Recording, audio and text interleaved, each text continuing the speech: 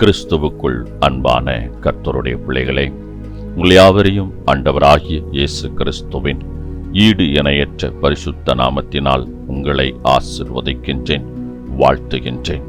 கர்த்தர்தாமே இந்த நாளில் நீங்கள் எதிர்பார்க்கிற நன்மைகள் யாவையும் பரத்திலிருந்து உங்களுக்கு அருளி செய்து நீங்கள் இம்மையில் சுகித்திருக்கவும் மறுமையில் நிலை வாழ்வை சுதந்திரித்துக் கொள்ள அனுக்கிரகம் செய்வாராக.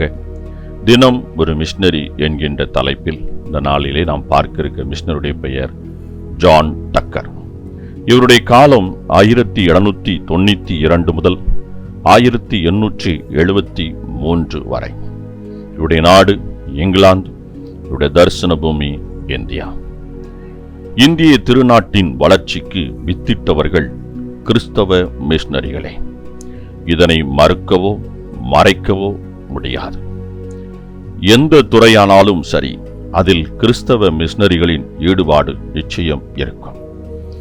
எழில் நிறைந்த கோபுரங்களும் மருத்துவமனைகளும் பள்ளிக்கூடங்களும் இதற்கு சான்றாக அமைந்துள்ளன.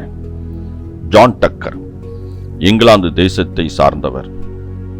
திருச்சபையின் ஆயராக பணியாற்றிய வேளையில் திருச்சபை மிஷனரி சங்கத்தின் சென்னை தொடர்பு குழுவின் செயலராக ஆகஸ்ட் 28 1832 நியமிக்கப்பட்டார். இந்தியாவின் சென்னை பகுதியில் அமைந்துள்ள இன்றைய டக்கர் ஆலயத்தின் போதகராக தன் பணியை துவக்கினார். சென்னைக்கு அருகில் அமைந்த பல பகுதிகளில் கல்வி பணியை ஆரம்பித்து வைத்தார். பல போதகர்களை ஒன்று சேர்த்து அவர்களை குழுவாக செயல்படச் செய்தார். சுவிசேஷகர்களின் ஆன்மீக வாழ்வை மேலும் உயர்த்த உறுதுணையாக காணப்பட்டார். உடல்நலக் குறைவின் நிமித்தம் இங்கிலாந்து சென்று மீண்டுமாக இந்தியா திரும்பினார். நற்செய்தி பணியை மிகவும் சுறுசுறுப்புடன் செயல்படுத்தினார்.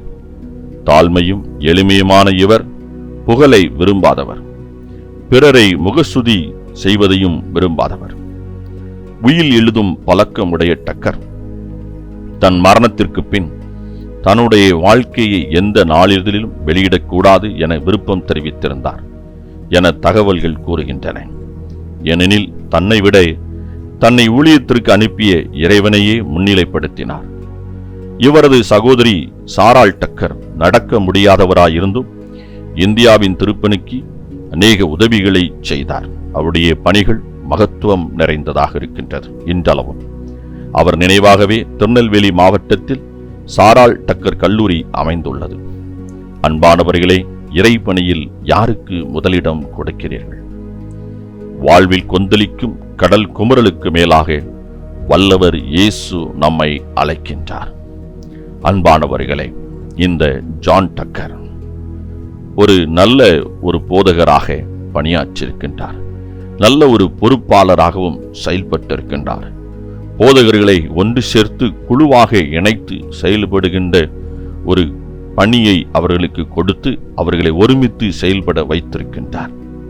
அது மாத்திரமல்ல, அநேக பொது நலன் கருதி பணிகளை அவர் மேற்கொண்டிருக்கின்றார்.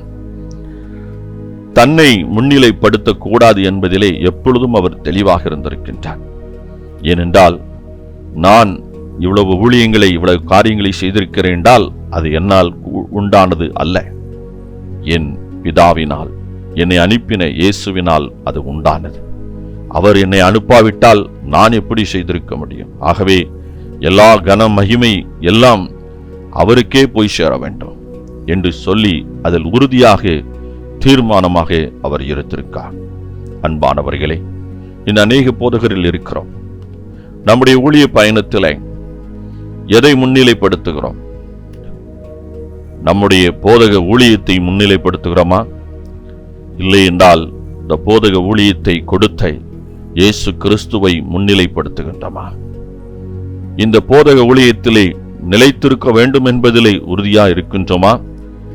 கிறிஸ்து இயேசு எதற்காக இந்த போதக ஊழியத்தை நமக்கு கொடுத்தார் என்பதை நிறைவேற்றுவதிலே உறுதியாக இருக்கின்றோமா? சிந்தித்து பார்க்க வேண்டும். நமக்கான புகழ்ச்சியை தேடுகின்றோமா? இயேசு கிறிஸ்துவுக்கான மாட்சியை தேடுகிறவர்களாயிருக்கிறோமா? சிந்தித்து செயல்படுவோம்.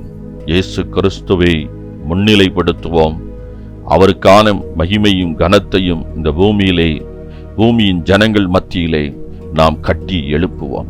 அதைதான் இயேசு நம்மிடத்தில் விரும்புகின்றார்.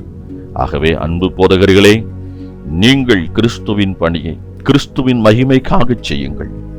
கர்த்தர் உங்களை அனுதினமும் கனப்படுத்தி வழி நடத்துவார். கர்த்தர் தாமே உங்களை ஆசீர்வதிப்பாராக. இந்த நாளின் தியானத்துக்குரிய வேத பகுதி 1 ராஜாக்கள் 4:5, எரேமியா 31, மார்க்கு 5ஆம் அதிகாரம். இந்த வேத பகுதிகளை வாசித்து கர்த்தருடைய ஆசீர்வாதத்தை பெற்றுக்கொள்ளுங்கள். கர்த்தர் தாமே உங்களை ஆசீர்வதிப்பாராக. ஆமென்.